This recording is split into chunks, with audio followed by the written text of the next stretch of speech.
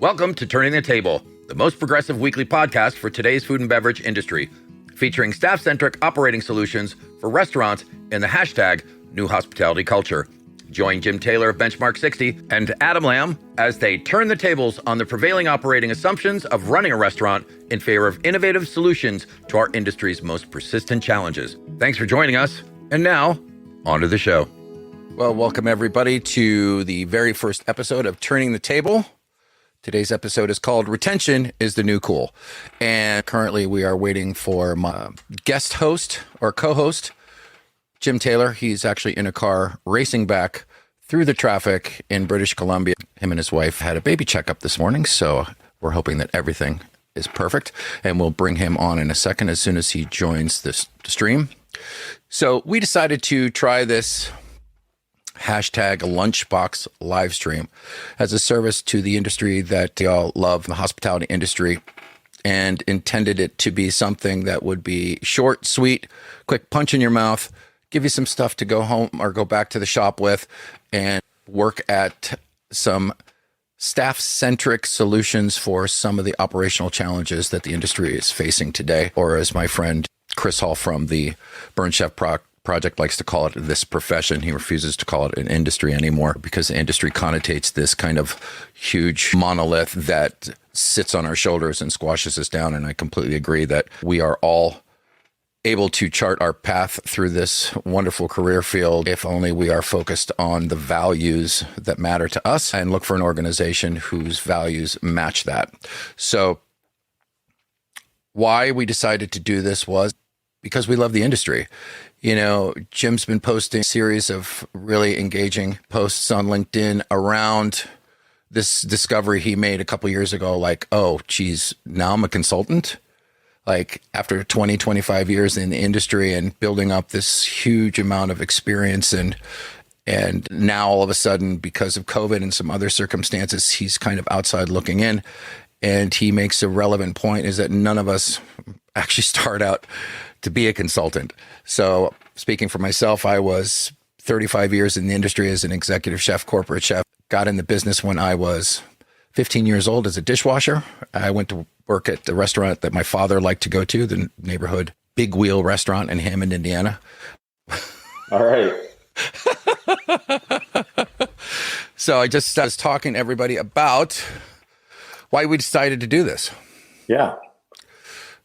Well, I mean, we decided that it'd just be good to have some good, healthy discussion about what's going on in the industry, right? I mean, right. Labor shortages, retention, inflation, all these different things. The game's just changed a little bit, right? So it'd be good to have some discussion and see what kind of problems we can solve. Yeah, we were getting into some spirited, hold on, I was just letting everybody know that we're just reconnecting. There we go. We're live on LinkedIn. I guess the why for us is that we both come from an industry that we both still love. I was talking about the posts that you were doing about, like who the hell ever plans on becoming a consultant? Like, ooh, geez, that's what I really want to do. And my reply to you is like, that's almost like asking to be like ridden hard and put up wet by the folks who are still in the industry, like who all of a sudden, because we're not, on the line with them or running the floor with them, all of a sudden we become like superfluous. Like we don't necessarily have a big volume of knowledge and experience with which to be able to assist. Yeah. And so sometimes it's like being a glutton for punishment has been my experience. But you've had a little bit of a different experience, I think. Yeah. Well, and to your comment about the becoming a consultant by accident, it's funny because I'm sure a lot of people who are in operations in restaurants, front of house or back of house, in a lot of ways can relate to the experience. I got into restaurant management by accident too. Did you really? Well, it's kind of that surprise you're the manager type thing, right? I mean, you don't do anything stupid. You have good relationships with people. You give good service, and someone just says, "Hey, do you mind locking up tonight?" And all of a sudden, you're the manager. Right. Right. It can happen the same way. Or the sous chef or the executive chef happens to bail out on a weekend saying, "Hey, I got another job. Say thanks very much." And all of a sudden they're looking at me going, "Okay, do you know how to close?" And I'm like, "I'll figure it out, man, I think." Mm-hmm. Right? Yeah. Yeah, and I think, in terms of my experience in over the last few years trying to support the industry is we've been really lucky that, because we take such a specific approach, and, I've talked lots about this, kind of holistic data-driven decision-making process. I mean, it's really, I think we're actually making some really good strides in helping the industry understand how to navigate all this craziness that's going on. Right? Yeah. I've been famous for saying, I think COVID was a blessing for the industry because it showed so many opportunities. We can look at things and say, oh, well, they're screwed up, they're fucked up. There's just things that are absolutely wrong and nothing's ever going to change. But for me, it's like, where's the gap?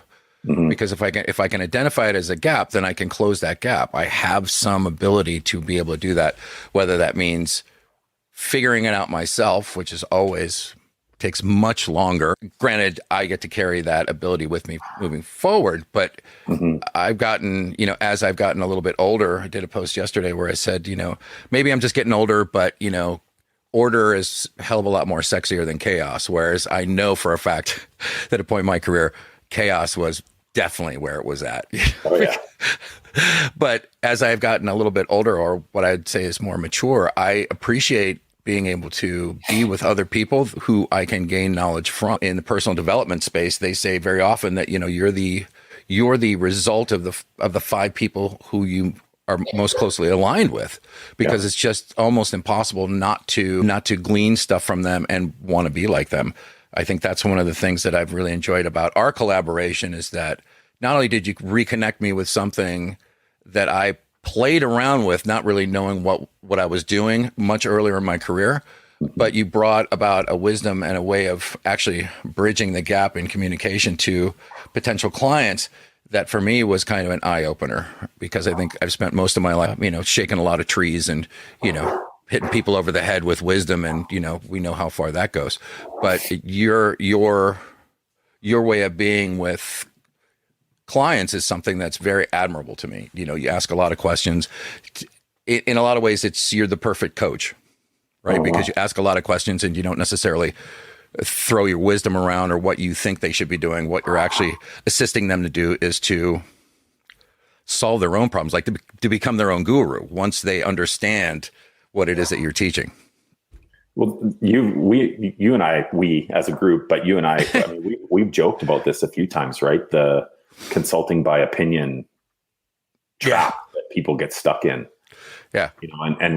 Partly people on our team, but also, I meet people all the time that are trying to help the industry. They're trying to do things that are beneficial, that are going to move the needle. They're going to help the industry recover and find this whole new normal thing, right? But there's so much of this. I have tons of experience, 10, 20, 30 years of experience, really knowledgeable, very smart, but the approach sometimes, or what the trap that I find they get stuck in. And I got stuck in this at the beginning of my consulting career. We try to use that term loosely because our industry hates it. They just go, here's what I've done in the past, so here's what you should do. And, a lot of operators, I think, don't take well to that, because this is my baby, this is my business, this is my dream, this is what I'm trying to build, and don't tell me how to do it. So, we've been really lucky, I think, that just that approach around helping operators understand the information that's right in front of them and what it can help them do with their business is, that's why it's more about asking those questions and really just helping guide them to the answer. So I think Chris, who we spent a lot of time with, was joking with me the other day about how one of the things that he I guess gets a kick out of when I've said it is that I don't even know the color of the walls of most of the restaurants that we work with. Right. Because, we've never even stepped foot on them, and we don't need to, because it's all about information. It doesn't mean that we have to go there and run the place for them. So we decided to call this first episode "Retention is the New Cool." Mm-hmm. And I know that that's a phrase that you didn't necessarily come up with, but was attached to you, like, no, this is the way to do it from now on. And I know that a lot of operators struggle with. I think retention is one of the things that they least think about. They're most actively thinking about how to attract new talent, right? Because they think that who they have right now is comfortable and that they don't necessarily need to worry about them. And why do you think that retention is actually kind of the gateway to not only creating a culture that everybody wants to work in, but also becomes a point of attraction to, people who are looking for a great job? Well, to be honest, I don't remember the exact stat off the top of my head, but I've worked with lots of restaurants that turn over their entire staff every year, pre-COVID. Right. 50% turnover, 75% turnover, 80% turnover. Those numbers aren't unheard of. Even the company that I worked with when I was still in operations had very good culture, had really good retention. I was there for 20 years, right? They had very good retention strategies, but we still turned over the hourly staff at like a 60% clip every year. So to me, it's, if a restaurant needs to hire 10 people, it's hard to find 10 people that want to come to work right now, right? That want to work in our industry, that it's hard to find people that want to work in restaurants. But that number might be less than 10 if they didn't lose 2 or 3 people every month. Mm-hmm. Right. And I think that the industry is changing in the way that people are looking at how to take care of their people, how to protect their people, how to make the experience better. And there's a couple examples that I use a lot. And one of them is a company that added cleaning and laundry service. You and I have talked about this one quite a few times. They added cleaning and laundry service at your house for every employee in the whole company, whether you're the first day dishwasher or you're the vice president of operations. I was talking to your friend Jensen Cummings the other day. Well, I'd say he's our friend now, but well, hopefully he's our friend now. But you introduced me to Jensen, and the example he gave me was a group that added pet insurance for every employee because they ran into a scenario where an employee didn't have insurance. They got sick. They didn't have pet insurance. Their dog got sick, and they had to pick one to spend their money on. And so they took their dog to the vet, and because of that, they missed 2 weeks of work. Yeah. So that hurt them, that hurt the business. And so that company has now decided to add pet insurance for every employee. I mean, that's a game changer, right? I couldn't agree more. Speaking from my own personal experience, my daughter had a cat who she was incredibly attached to, and the cat ran out in a thunderstorm and got injured, and it cost her $7,000 to get this cat put back together. And she was in a relationship at the time, and they were headed right for the marriage. And he's like, "What are you doing?" And she's like, I have to do this. Mm-hmm. And so she actually not only picked her own health over that cat, but also her happiness, because in the end, he's like, "Well, if you're going to put that much importance on a cat and not on me." So it was kind of like a weird exchange. And in the end, it worked out for the best. But I think the sneaky thing is there's a hell of a lot more people who are having to make these critical decisions than we give them credit, or we give ourselves credit for actually understanding. And I know Jensen's been doing a great post around, just asking the question, hey, what benefits does your employer provide? And he's created this huge document, and I was just taking a look at it right before we got on, because there are some that are absolutely critical to the operation, and then there are some that are just kind of nice to have.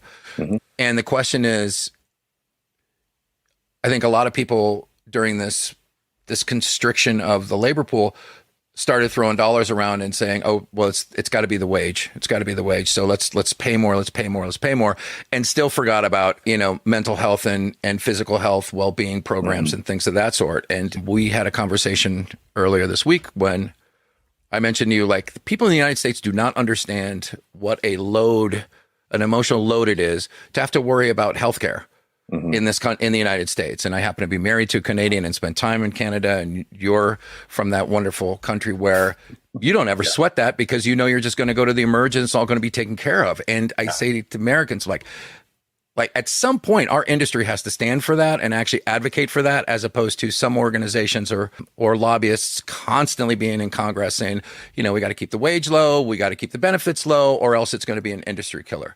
As far as I know, Canada, Australia, New Zealand, Germany, a lot of these countries have vibrant restaurant scenes, and nobody seems to be hurting. Well, one of the interesting things about that whole conversation, and I actually got called a wage lobbyist at one point, because I was having lots of discussions with people about, you can pay more and still run a very, very successful business, and happy to help people who might not believe that. But without getting fully into the conversation about wages and what they should or shouldn't be, I think the fun part of some of the work that we get to do with restaurant groups is helping them understand the both short and long-term benefits of just taking better care of their people, whether that's a wage, whether that's a benefit, whether that's pet insurance, whether that's, whatever that might be. Right. And sometimes it's amazing that our industry is notorious for just kind of always doing things the same, right? It's just one of our sort of taglines that we talk about a lot is, try to get rid of this is the end of we've always done it this way. Right. And I think, like you just said, there's a lot of that comes up. It's like, well, this person is going to quit and go work down the street. Well, let's just pay them $1 more an hour. Right.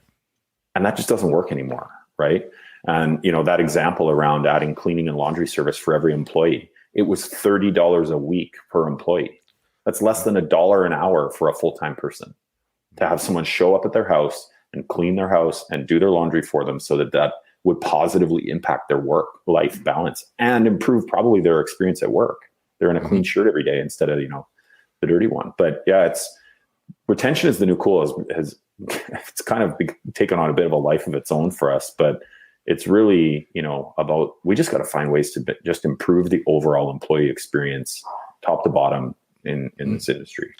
Right. Through the entire life cycle. I know that there are some organizations or some associates who say onboarding. What do you mean? I didn't have any onboarding. Like they pointed where the bathroom was and then gave me an apron and said, go to work. Mm-hmm. And that lack of inclusion in what, that organization is all about.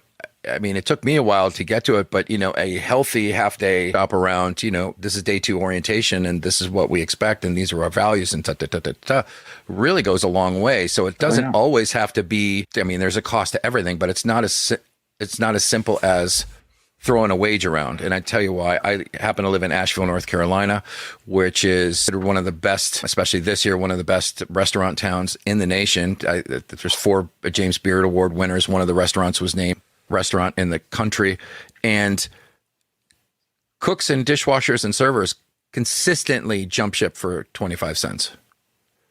It's like, that's how competitive it is, because the living wage to live and work in Asheville is somewhere around, and don't quote me on this because you can actually go to MIT Living Wage Calculator, which is a real eye opener, and pick your city, your county, your town, and actually look at what your living wage actually calculates out to be. But, it was somewhere around $27 an hour as a living wage to live and work in Asheville. That's why people jump for 25 cents, because they can't afford to live here. So they're constantly forced out into the suburbs, which adds stress. They've done construction on every road leading into Asheville for the last year and a half, and it's going to continue for another year, because now all of a sudden there are bedroom communities to Asheville, which is crazy.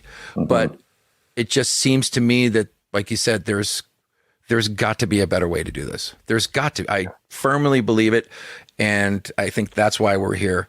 And one of the other reasons why we're actually doing this hashtag Lunchbox live stream is something that I got from Jensen when I was interviewing him for a podcast, when he said every hospitality company, every consultant, every restaurant, every hotel has to be both a hospitality company and a media company, because if you don't own the narrative, someone else is going to own the narrative for you. Mm-hmm. And so we are here to dispel this entire myth about consultants, coaches, whatever the hell you want to call it. What you need to know is we're actually here to serve you. Whether or not you choose to, that's completely up to you. We honor that. But one of Jim's core approaches, which I've taken on, which is, to me, it seems so counterintuitive, is like, I'm not going to tell you how to run your business. You know your business better than I. I'm just showing you what the data reveals so that you can understand almost immediately, once you see the interpretation of the data, what there is to do. Yeah. There's been some really cool examples of that. Please. The one, well, the 2 that jump to my mind always are, one group actually based in Kentucky, big restaurant group. And we were still in the process of they weren't even a customer or a client at this time. We weren't even officially working with them, but we were showing them an example of what some of this data that we look at, and, some of our core measurements around how to measure productivity in a restaurant environment and how to measure employee workload. Mm-hmm. We were showing them what that looks like, strictly from a generic perspective. And one of the examples we were talking about was what spend does to profitability, and how often the management team actually has no control over what that, impact might be. And anyway, the COO of the company, he actually asked me to hold on a second. He muted himself And I see him grab his phone, and he makes a phone call, and he comes back off mute. And I said, what did you just do? And he said, I just phoned our marketing team and told them to cancel wing night because it's affecting our customer spend. And we were like, no, hold it. We're not even there yet. We're not at that point. Right. But, really quickly things kind of can jump off the page. But do you actually mean customer spend or customer behavior? Yeah. Well, I say spend right now because I haven't introduced people to that terminology. We call it customer behavior because it's how do you. Right. So there's been a couple of those examples, but there was a group in Canada here, a fairly large restaurant group, that they realized they were going to save $1 million a year. And they came to that conclusion in the first 10 minutes of our first meeting with them. Mm-hmm. It was just, really exciting. I mean, talk about building trust quickly with someone you're working with, right? Sure. I mean, to understand that opportunity exists is one thing. And then there's the nose to the grindstone, actually what it looks like to proactively manage that every day. So, kudos to those operators who are actually not only do they get it, but they're actually willing to put in the work to actually realize that savings. And then, for sure, I think you've been kind of amazed at just how many operators actually see an opportunity like that and realize, no, I don't want to just, pay that out as dividends. I want to actually reinvest that back into my organization. Yeah. Yeah. And that's the fun part of a lot of the opportunity that we get with operators and owners of restaurants is that the ones that we end up working with are the ones that want to do new, cool stuff. They want to change the way that this, it's not just pay $1 more. They want to pay for someone's car payment. They want to put someone through school. They want to pay somebody's mortgage payment. They want to pay for cleaning and laundry or pet insurance. They're really looking at ways to, reinvent how hospitality people are looked after. Yeah. Right. I think that there's, and this is, kind of a lofty goal, but, you think back to a few years ago when, the whole Silicon Valley, Facebook, all that kind of stuff, it was like, you get to wear a hoodie to work and there's no dress code and come and go as you please. And, I think that the hospitality industry is the next industry that needs to embrace that type of stuff. Whatever that looks like. Whatever it looks like. And we don't have the answer to that yet, but really going after it in a unique way. Jim, and how was the appointment this morning? Everything's good? It's great. Yeah. Well, listen, that's about as much time as we have for today. We'll be back next Thursday at 1 p.m. Eastern time, and we have a few guests lined up, and I'm really excited about the next one, but she hasn't agreed to it yet, so we won't put that out there. But in the meantime, if you want to learn more, please reach out at benchmark60.com. My name is Adam Lamb. Thanks for joining us. And you want to introduce yourself, Jim? Oh, yeah. Thanks for joining. We'll see you next week. You bet. Thanks. We'll see you. Bye-bye. Oh, wait a second. I got to do the outro music.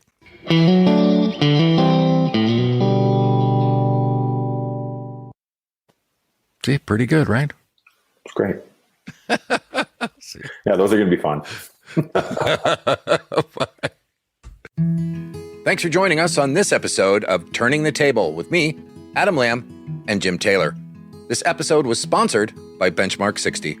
We're on a mission to change the food and beverage industry by focusing on staff mental health and well-being, by forecasting and actively managing workload productivity. Over 200 restaurants and food and beverage operations have discovered for themselves how to increase staff retention and become a preferred employer in their market by using our proprietary system. If you'd like to have an operational culture that everybody wants to work for, then check out Benchmark 60 on the web at www.benchmark60.com. Thanks for taking the time to be with us and the courage to try new things for the restaurant profession's oldest problems. Turning the Table is a production of Realignment Media.